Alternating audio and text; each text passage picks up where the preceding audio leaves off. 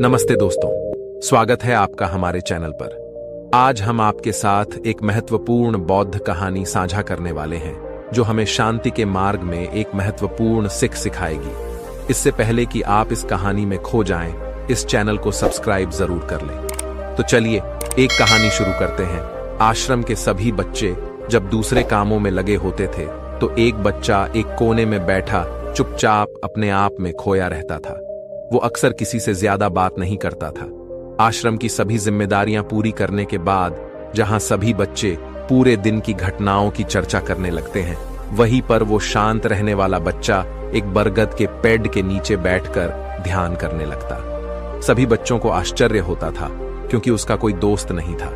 वो अक्सर आश्रम में अकेला ही घूमता रहता था। ये देखकर उसके गुरु को बड़ी प्रसन्नता होती थी। उसे लगता था कि कोई तो है आश्रम में जो मौन यानी कि चुप रहने की ताकत को समझता है, उसके महत्व को समझता है। आश्रम के बारे में जब भी कोई जरूरी निर्णय लेना होता, उसकी राय जरूर लिया करते थे। लेकिन यही बात गुरुजी के एक दूसरे शिष्य को बड़ी खटकती थी। गुरुजी का प्रिय शिष्य बनना चाहता था, इसीलिए वो गुरुजी के सामने दूसरे बच्चों के कामों में कुछ ना कुछ कमियां निकालता रहता था, जिससे गुरुजी उसे महान समझने लग जाए। अक्सर वो अपनी जिम्मेदारियां पूरी तरह से निभाने का दिखावा भी करता, चाहे उससे कोई सलाह ना भी मांगे, लेकिन फिर भी वो उन्हें अपनी सलाह देता रहता था। वो बहुत वांसाल शिष्य था और आश्रम के दूसरे सभी बच्चों में बहुत प्रसिद्ध भी था, क्योंकि वो सबसे हंसी मजाक करता रहता था। उनसे दिन भर बातें करता रहता था, इसीलिए उसकी सबसे दोस्ती हो गई थी। लेकिन जब आश्रम के गुरु उसकी राय ना लेकर दूसरे बच्चे की राय लेते थे तो ये बात उसे बड़ी खटकती थी।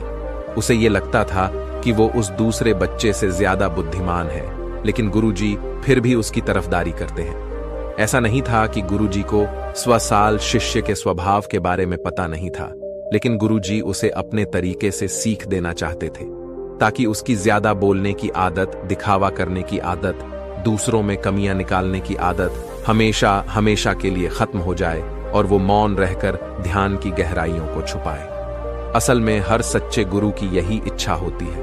वो किसी तरीके से उस वाचाल शिष्य को एहसास कराना चाहते थे कि चुप रहने से ही उसे असीम सत्य को जाना जा सकता है।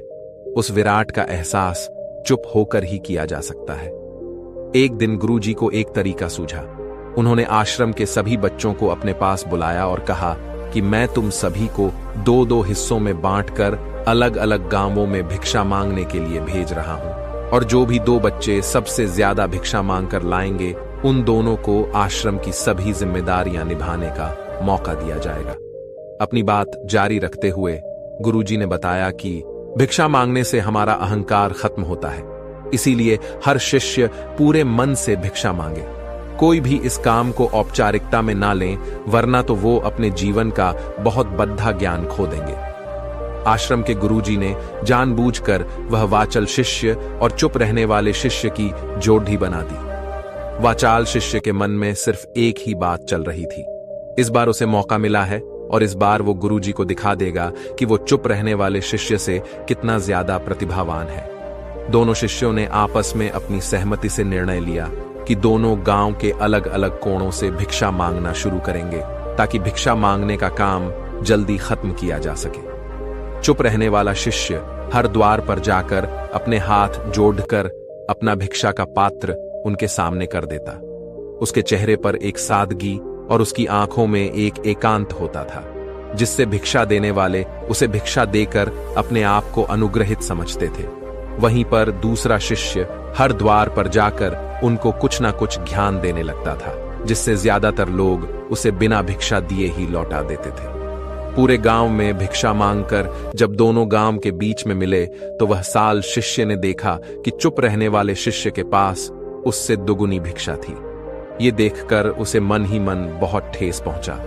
लेकिन जब वो दोनों भिक्षा का सामान लेकर आश्रम की तरफ जा रहे थे, तब वह वाचाल शिष्य को एक चालाकी सूझी। उसने चुप रहने वाले शिष्य से कहा कि हमें अपनी भिक्षा एक ही थैले में डाल लेने चाहिए। गुरुजी ने हम दोनों को एक साथ भिक्षा लाने के लिए कहा था।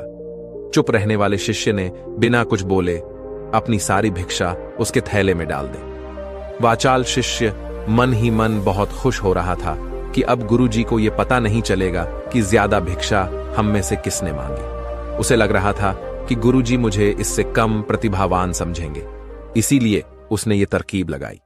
सभी शिष्यों के आने के बाद संध्या के समय जब सभी की भिक्षा तोली गई तो इन दोनों शिष्यों की भिक्षा सबसे ज्यादा निकली। गुरुजी ने इन दोनों का अभिवादन करते हुए आश्रम के सभी बच्चों के सामने उनकी पीठ थपथपाते हुए उन्हें मुबारकबाद दी और कहा कि मैं आश्रम का कार्यभार तुम दोनों को नहीं सौंप सकता। इससे आपसी मतभेद होने का खतरा रहता है, इसीलिए तुम दोनों में से जो ज्यादा भिक्षा लेकर आया है, आश्रम की जिम्मेदारी उसे ही सौंपी जाएगी। जब उन्होंने उनसे पूछा कि तुम में से ज्यादा भिक्षा कौन मांगकर लाया था, तो वाचाल शिष्य ने कहा कि गुरुजी, मैं इससे दुगनी भिक्षा मांगकर लाया था, लेकिन मुझसे गलती हो गई कि मैंने वो दोनों भिक्षा एक ही थैले में डाल ली। मुझे नहीं पता था कि आप ऐसा निर्णय लेने वाले हैं, और ना तो मैं अपनी भिक्षा का थैला अलग ही रखता। इस पर गुरुजी ने चुप रहने वाले शिष्य से पूछा कि क्या तुम इसकी बात से सहमत हो? क्या तुम इससे कम भिक्षा लेकर आए थे? यह सुनकर चुप रहने वाले शिष्य ने कहा कि गुरुजी, मेरे पास ऐसा कोई साधन नहीं है जिससे मैं ये साबित कर पाऊं कि मैं इससे ज्यादा भिक्षा लेकर आया था।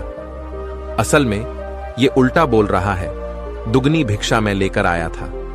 ये मुझसे आधी भिक्षा लेकर आया था और इसी ने ही मुझसे भिक्षा एक थैले में डालने की बात कही थी।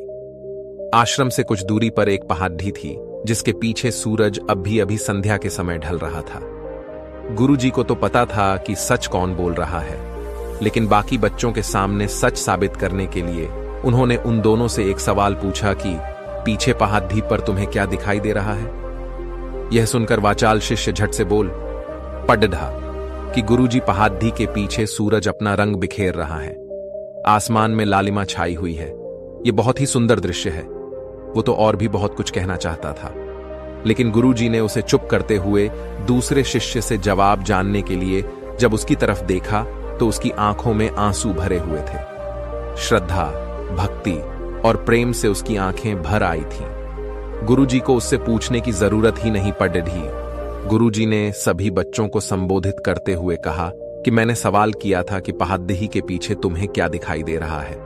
ज्यादातर लोगों को यही दिखाई देगा कि एक बहुत सुंदर दृश्य है, लेकिन मजे की बात यह है कि सुंदरता बोलकर नहीं बताई जा सकती, उसे महसूस किया जा सकता है और सामने वाला उस सुंदरता को आपकी आंखों में देख पाता है।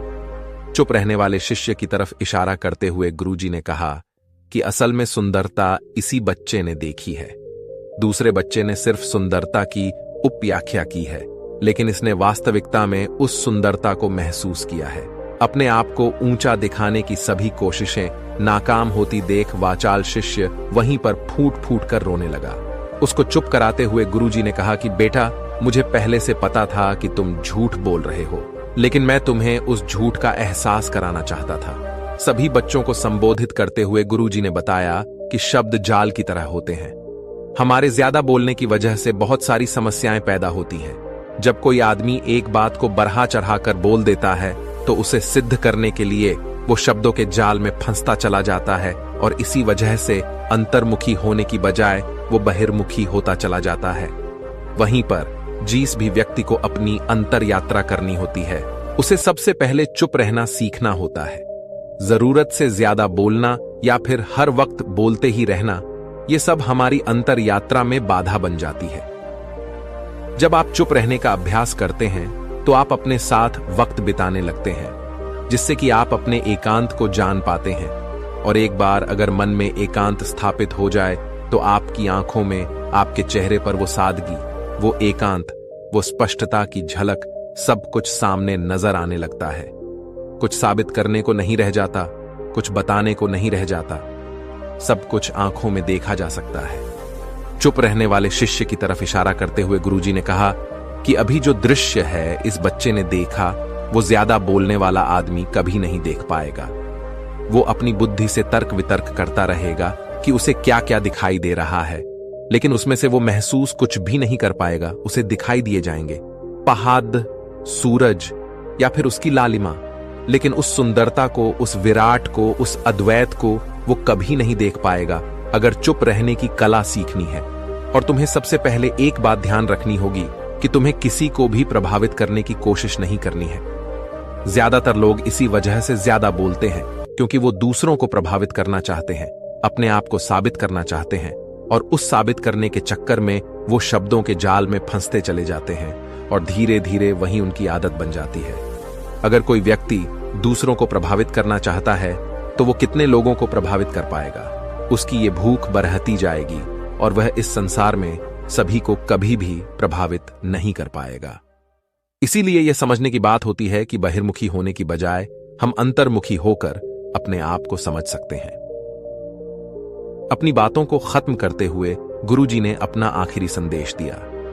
उन्होंने बताया कि अगर कोई व्यक्ति ज्यादा समय तक चुप नहीं रह सकता तो उसे थोड़े समय से अभ्यास करना चाहिए।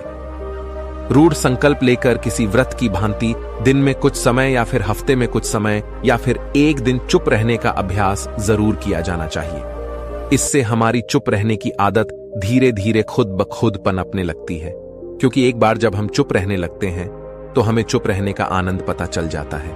उसके बाद हमें प्रयास नहीं करना पड़ता, बल्कि हमारा मन आनंद की तरफ अपने आप बढ़ता चला जाता है। चुप रहने की कला सीखने के बाद आपकी बुद्धिमानी और आपकी स्पष्टता दोनों में बहुत ज्यादा फायदा होगा। वास्तविकता में जिसे दर्शन कहते हैं वो मौन रहकर ही किया जा सकता है। इसके बाद सभी बच्चों से कुछ समय चुप रहने का संकल्प लेकर गुरुजी ने अपनी बात खत्म कर दी और सभी बच्चे रात्रि का भोजन करने के लिए एक साथ भोजन कक्ष में पहुंच गए। तो दोस्तों, कैसी लगी ये कहानी? अगर आपको ये वीडियो पसंद आया हो तो कृपया लाइक करें, शेयर करें और हमारे चैनल को सब्सक्राइब करना न भूलें। धन्यवाद।